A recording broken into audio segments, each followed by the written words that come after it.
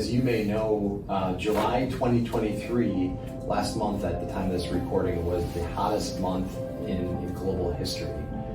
And that's a big deal. That's a clear sign that climate change is real and that we have to consider air conditioning and keeping people in a certain comfort zone all across the globe. And as some of you may know, as far as buildings and the amount of energy consumed inside a building, the HVAC system, or the air conditioning system, is the largest energy consumer in that building. So when we start attacking the problem, the question is, where do we go? And we traditionally go and start looking to HVAC systems to reduce energy consumption. Hello everybody, welcome to another episode of the GT podcast, and today we have another exciting topic about HVAC, and we have our hosts, me and Abhishek, and today we have Jon and Rodrigo joining us. Thank you so much for joining. It's a pleasure to have you here. Do you want to go ahead and introduce yourselves to everybody, your background and what you do here at GT?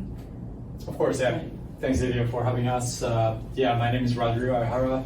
I've been with GT for about 13 years full-time as an application engineer, specializing on lubrication hydraulic systems and then also predictive pumps and compressors. So for the past 4 or 5 years, been focusing on detailed compressor modeling for the HVAC systems.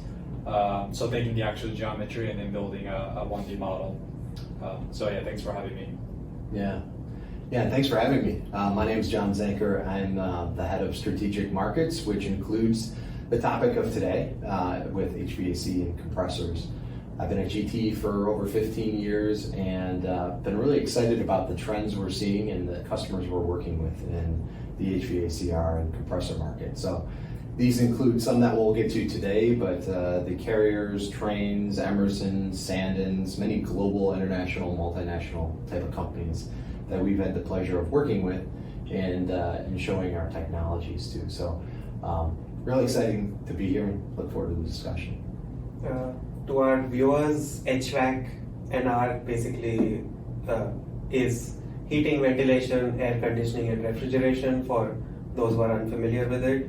I think it's one of the most important topics that is going to affect climate change, climate goals, as we are seeing more shifts in temperatures and weather, heating and cooling needs across the world, especially in nations like India and China, are going to increase, and we really need to look towards finding more efficient solutions, which involves a combination of government policy, new designs, more efficient air conditioning, and a combination of modeling, simulation, experimentation. Knowledge transfer is probably what is needed if we need to get or reach our climate goals, especially with regards to HVAC and R in the next decade. That's a great point, Abhishek. As you may know, July 2023, last month at the time of this recording, was the hottest month in global history. And that's a big deal. That's a clear sign that climate change is real and that we have to consider air conditioning and keeping people in a certain comfort zone all across the globe. And as some of you may know, as far as buildings and the amount of energy consumed inside a building, the HVAC system or the air conditioning system is the largest energy consumer in that building. So when we start attacking the problem, the question is, where do we go? And we traditionally go and start looking to HVAC systems to reduce energy consumption. It's great. Yeah, Jon, maybe some of the new trends that are happening in the industry, especially with companies trying to tackle this on their own with, let's say, more efficient compressors, or I think they are trying to get new refrigerants that have low GWP, which is global warming potential. And this is a measure of how much global warming potential a refrigerant has compared to CO2. So CO2 has a GWP of 1, and traditional refrigerants that are used nowadays have GWPs in the thousands. So they are being replaced by much lower GWP refrigerants, especially natural refrigerants like CO2, propane. We are also seeing some funky ones that are mixtures of all of these as well. Yeah, that's a great point, Abhishek. And I think Lawrence Berkeley National Lab in the United States here recently reported on, just zooming out here a little bit, on what the contributions are of an HVAC system to global warming. And I think 80% of the climate impact of HVAC systems was due to the energy consumed by those systems, right? We need electricity to drive HVAC systems. But the other 20% was the refrigerants that are inside of these HVAC systems. So if and when the refrigerants do get dispersed into the environment, that's bad news. And we end up, it ends up being having an effect where it multiplies effectively the CO2 content in our atmosphere and traps heat. I think then it becomes everybody's problem and responsibility for all these environmental and sustainability goals too. Do you think that that's also something the industries involved in heating and cooling are actively trying to work for? Yeah, that's a great point. I think a lot of the HVACR community think about large multinational companies like Trane have made pretty bold statements. Trane in the United States is a large HVAC company that has what they call a gigaton challenge. So giga is a big number, right? Giga is like 1 billion in metric tons of CO2 that they're trying to eliminate in a relatively short period of time. I think their goal is by 2030. So here in the next 10 years, reducing a gigaton of CO2 emissions by their customer base. So they're selling equipment into a customer base of both residential and commercial clients, and they're trying to reduce the carbon footprint by those consumers of their equipment in the field. And equally with many other large multinational companies are making these statements to not only impact their ESG goals, but also to impact their end customers' goals. Yeah, and we should also keep in mind that HVAC, as we think about it, is not just confined to the building. Any device or system that needs to be heated or cooled, whether it be an industrial process or even, let's say, your car, needs an HVAC system. And these are as much in need of improvement or change even compared to the residential systems, because especially as we are going towards more and more electric vehicles, we need better, more efficient heating and cooling systems in the cars, because these now affect your range directly. They affect cooling of the motor, the battery, and all of these things. Industrial processes like food and beverages use a lot of heating of steam. These are things that can also be affected by HVAC. There are so many other applications that I can even think of right now.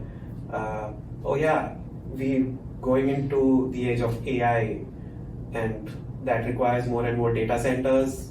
So data center cooling is now going to become a priority as well, and these are huge consumers of energy. So I think this is a very essential topic to look at, talk about, and find solutions to as well. Yeah, no, that's a great point, Abhishek. So I think zooming way out to what we know is that the world is getting warmer, and we are consuming more and more power and generating more emissions from that power generation. So there are two things that are adding to each other, which are generally bad. So that creates a true need to innovate, right? We can't do what we've been doing in the past. We have to do something different, and I think that's what we're seeing with a big shift in this environment, in this industry.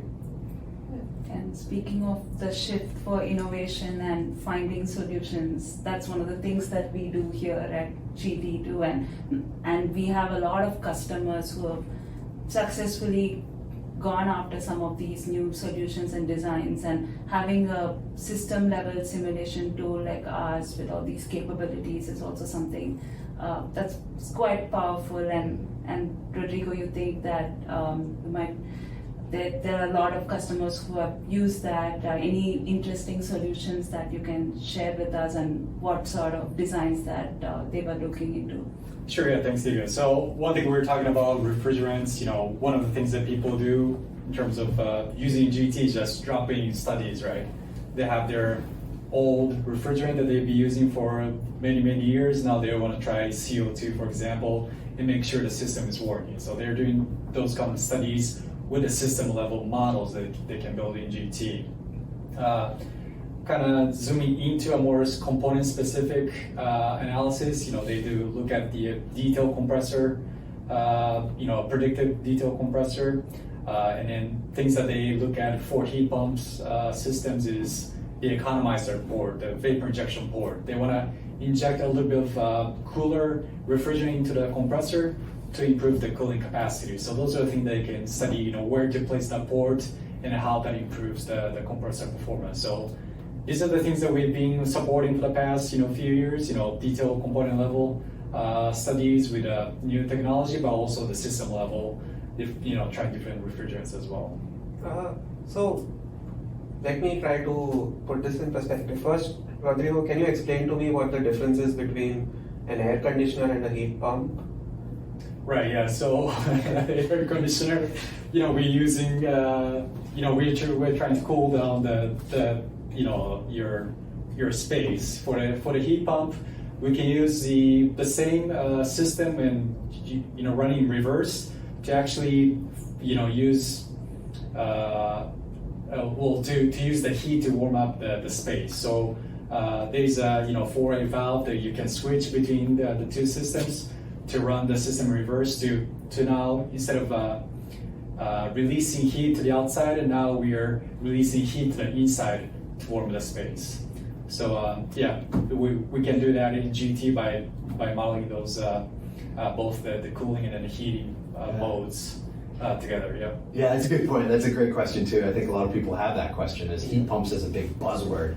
And I think in simple terms, I like to think of it as an air conditioner is a one-trick pony. It can do one thing, it can cool our environment. Whereas a heat pump can do two things. It's like an air conditioner, but simply running it in reverse, right, will generate heat instead of cooler air inside our environment. Nice. Maybe at this point, probably we'll more high-level perspective in what comprises a typical air conditioning system, which is called a vapor compression loop. At the heart of the system, you have something called the compressor, which basically compresses the air. It takes air at a state and compresses it so that it becomes superheated, as well as at a higher pressure. Typically after that, you have something called a condenser, which is a heat exchanger that takes your superheated air and cools it down while making it stay at the same pressure. After that, you have some kind of expansion device, which is typically an expansion valve, where you go from the higher pressure to a lower pressure while maintaining more or less the same temperature. And in the end, you have something called an evaporator that basically takes your heat from the refrigerant and heats up the refrigerant while staying at this low pressure. And then you have an air exchange device that basically is cooled down at the evaporator, and that cooling is sent into whatever space you want, maybe a car cabin or an AC. So I think we at GT are very, very good at the heart of the system as well. And I think this is what Rodrigo mentioned, how our customers are using our capabilities to model detailed compressors. So I think I wanted to ask you, Rodrigo, what are the different types of compressors, and where do you think these compressors are used typically? Yeah, thanks, Abhishek. So, the two major compressors that we see are the reciprocating compressors. and then the scroll compressors, for residential market. So so I think for refrigerator at home, if you want to keep your food cool, nice, we see recip type compressors used, but we also see that different companies are trying different compressors. There are a lot of factors, noise, the compactness of the component, efficiency, of course. So we see that even for one single company, they can have multiple types of different compressors used for the exact same system. So I think those are the two major ones. But we also see other types of swash plate compressors, maybe a G-rotor style or external gear style compressors as well. But I guess it just comes down to the performance requirements and then kind of the packaging available for that. Yeah, and Rodrigo, would you say, so in an HVAC system, when we're starting to look at these big picture goals, right, of reducing energy efficiency, what is the component within that system that we see, being really studied this time? I think the two major ones really the compressor and then the heat exchangers, right? So they want to improve the heat exchanger performance for sure. So that's not the area that I specialize on, but we do have a team here at GT on the cooling side that works with a heat exchanger component model as well. I think it's also interesting that the vapor compression loop technology and the basic packaging you're talking about, irrespective of the application, they're sort of universal among a lot of applications. But then given that we have the capability to connect other components and put it in different systems, makes a very powerful solution for different customers to use the underlying components. And you did mention that we do have detail level component where we can focus on one component and study, but then also you can zoom out and put it all in a system. Right. So that's interesting that the basic technology is similar, that lets us leverage all these different tools. Exactly. And one of the things that probably we need to be more cognizant of as we try to develop new technology and we talk about efficiency. So efficiency is probably not just modeling of the components and systems, but also on how these systems behave as time passes, or basically how the transient behavior of the system. Because we want these systems to be more responsive, more dynamic, so that you are consuming the right amount of energy at the right amount of time. You don't want your AC system to be running the whole night when there is no one in a room, probably. You're just wasting heat and energy at that point of time. So I think right now we also want better sensors so that we can control our HVAC systems much better, so that we use lesser refrigerant, lesser air, lesser electricity, and are able to meet our efficiency goals with that. So I think that's something that GT shines at, especially because we have decades of experience on highly transient systems that are present in automotive cars, where even during a drive cycle you have dynamic events like compressor on or off, switching from a heating mode to a cooling mode, and vice versa, performing in negative 30 degree Fahrenheit temperatures as well as 100 degree Fahrenheit, as you saw in July 2023. So I think we need to be. Can you talk about some of these cases, maybe if you're aware of these that use system, component, and GT? I think something that's everyone can relate to, right? At our homes, we're incentivized, and now we have smart thermostats. We're trying to, using the existing equipment, we're trying to optimize and reduce our energy efficiency, or increase our energy efficiency, reduce our consumption. So, that is a transient problem. We're trying to figure out how to turn on and off, and a lot of modern systems today have variable speeds or different controls logic. It's becoming a very complex system in today's modern systems. And having a simulation environment to be able to simulate not just what might happen at a steady state operating point, but what might happen in a day or a 24-hour period is really important, because that's really what we're trying to optimize. It's not an individual snapshot in time, but some transient event like a 24-hour period. It's also a fun side thing. We had in my house, we had a 25-year-old HVAC that we were replacing, but before we replaced, we were still using a smart thermostat with it. And with the smart thermostat packaging, they had different controls and hookups for the old system. So it's interesting that even with an old system, with a little bit of control logic, you can still extract the maximum possible efficiency out of it. We did change out the 25-year-old, and so we no longer have it. But it was interesting when we bought the smart thermostat, they also had different configurations for very old systems too. Yeah. I mean, I think all of us have had that experience, especially if you work in an office, on being uncomfortable because of the environment being too cold or too hot. I especially face that. Human efficiency goes down with poorly efficient systems. Yeah.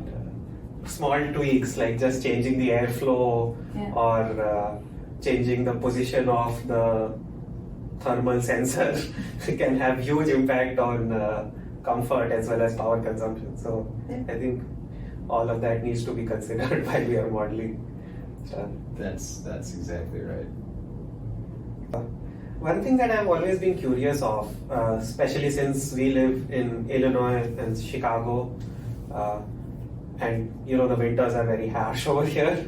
Rodrigo, you mentioned heat pumps, but would heat pumps work in such an environment, especially since the device is outside your house, and let's say we have days where the temperatures are -40 Fahrenheit, which is around -40 Celsius as well, and you have ice, frost, snow, all of that. Would these devices work in such conditions, and how does all of this affect the various components of the device as well? Yeah, that's a good question. I think I did research a heat pump for my house a year or two ago as well, but I ended up not getting one because it's not time to replace it. But I think still in Illinois they're not comfortable to have that as your main source of heating for the whole winter. I think you still they recommend having like the gas, the natural gas heater as the primary or the backup. But that's a good question. I think people are still trying to figure out if that's possible, and then coming up with the best refrigerant that can handle even the extreme cold temperature conditions. And then that's something that we can run with simulation software to analyze those extreme cold conditions and make sure that both the compressor can handle those demands at those extreme low temperature conditions.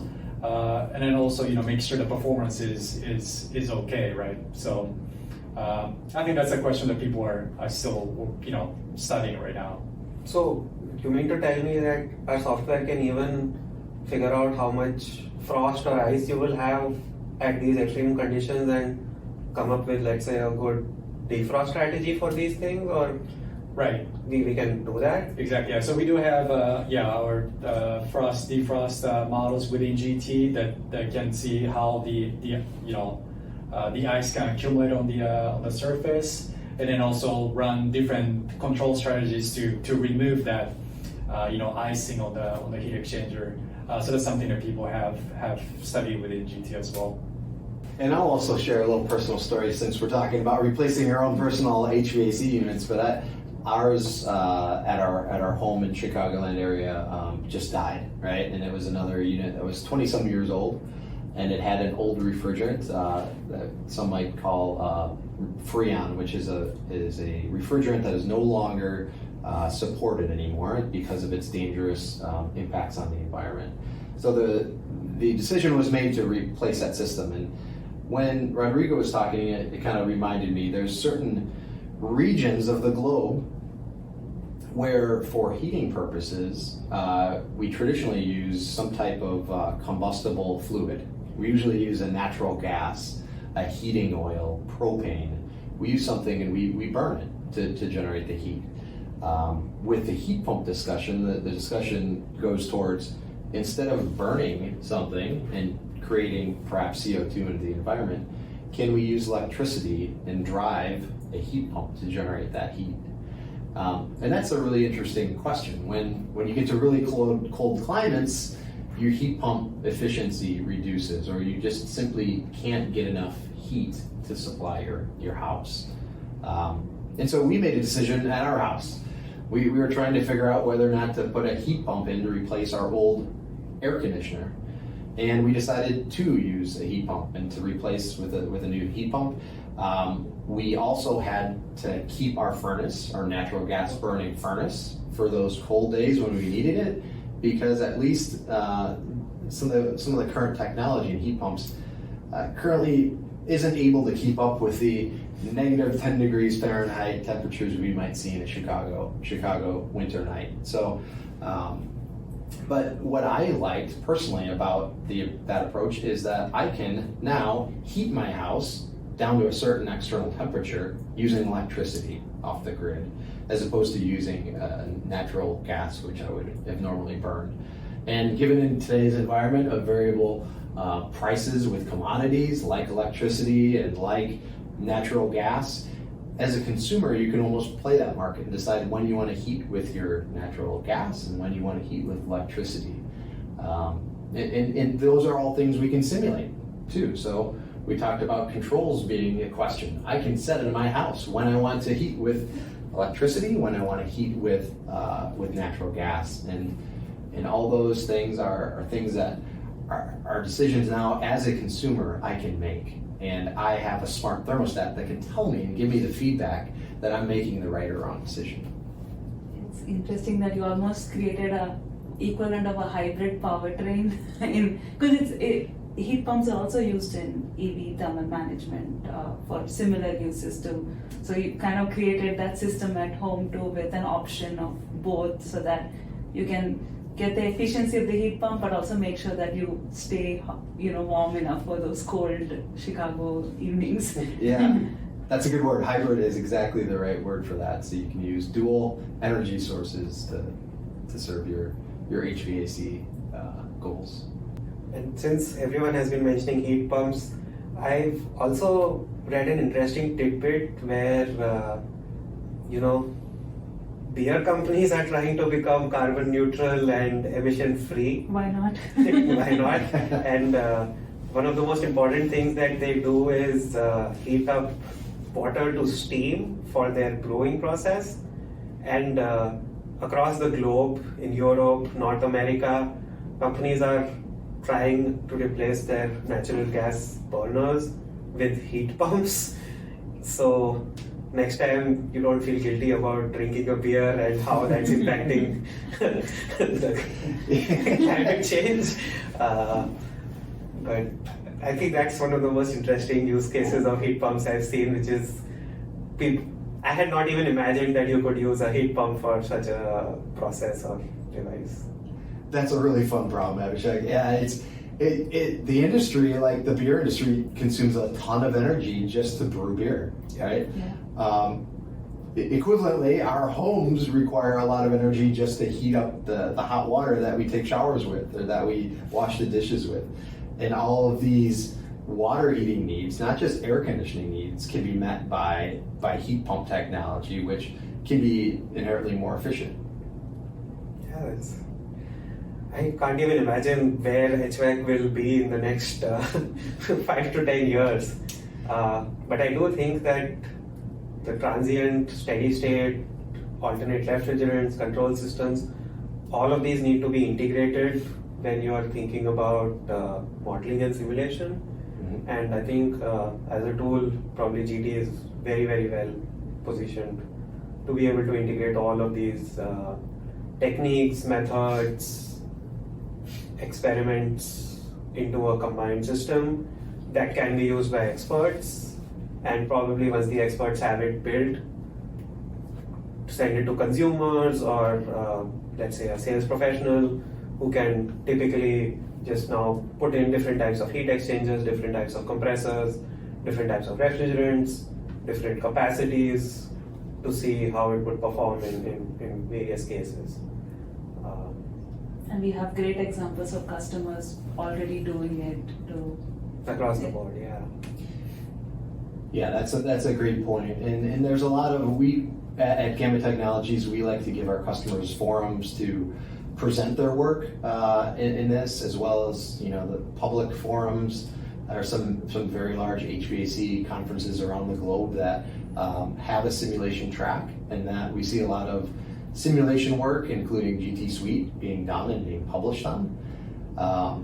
And we have several presentations available on our website that show really interesting case studies from industry leaders such as Carrier, Trane, Emerson, now Copeland, Sandon, Hisense, and many others.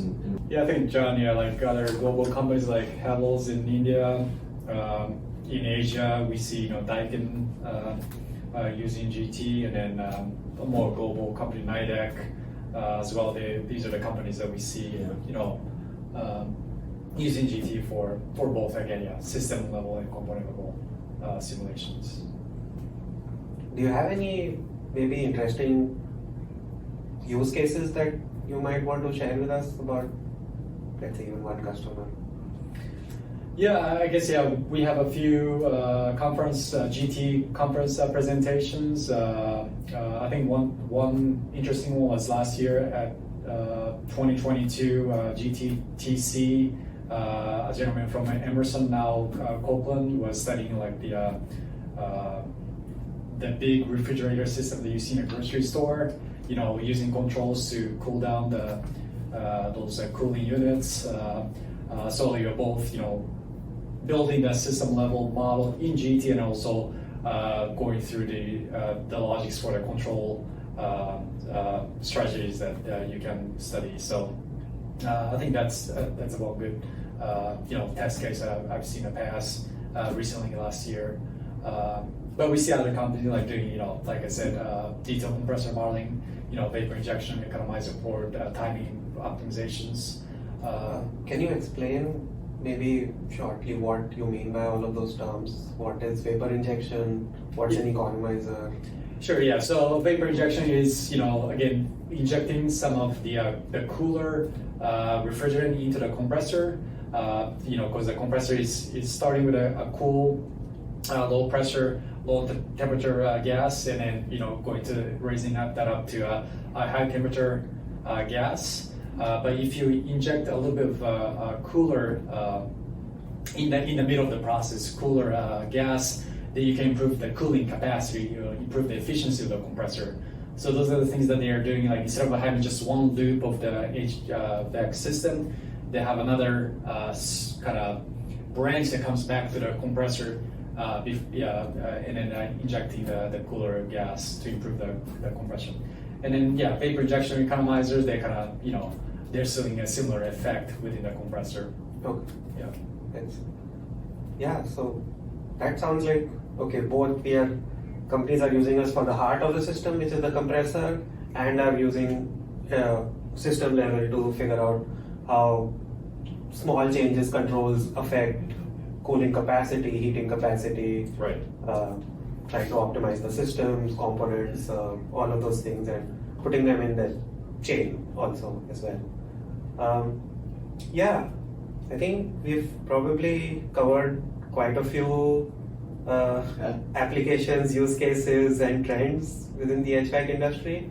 Do you guys have any other interesting tidbits to share, probably as we wrap up? No, I think that's been a great discussion. I think as we see as a company at GT, we see a big shift in the HVAC and R, so heating, ventilation, air conditioning, and refrigeration industries, in shifting towards new technologies. And it's not an if, it's a when type of question. We need to reduce our energy consumption of these systems. We need to make them have a less of an impact on our environment, and it needs to happen sooner than later. And we're seeing this isn't just something that consumers are demanding, but it's something that nations and governments are demanding. Definitely. I think HVAC is a very, very big component of meeting decarbonization goals, not just in industries, but across countries as well.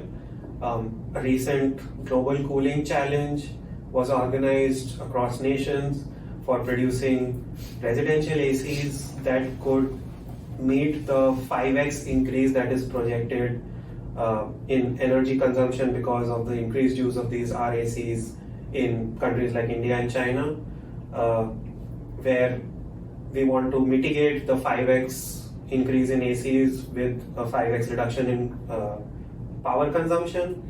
And I think one of the biggest solutions that I saw for the global cooling challenge was the use of desiccant-based solutions, which drastically reduce the power consumption by dehumidifying or removing water from the air before it goes into your AC system. So I think this is one of the most interesting technologies I've seen and modeled within GT, and it does have a big impact on AC systems. But I think the other big goals that have been codified into policies, like the climate protocols and the recent Kigali Amendment, are the adoption of new low GWP refrigerants and basically trying to use better compressors and heat pumps to meet climate goals across the world. So thank you again, Jon and Rodrigo, for joining us. It was a very interesting discussion. And I think that's us, me, Abhishek, and Divya, signing off. Thanks for having us. We appreciate that. Yeah, it was a pleasure having you both here.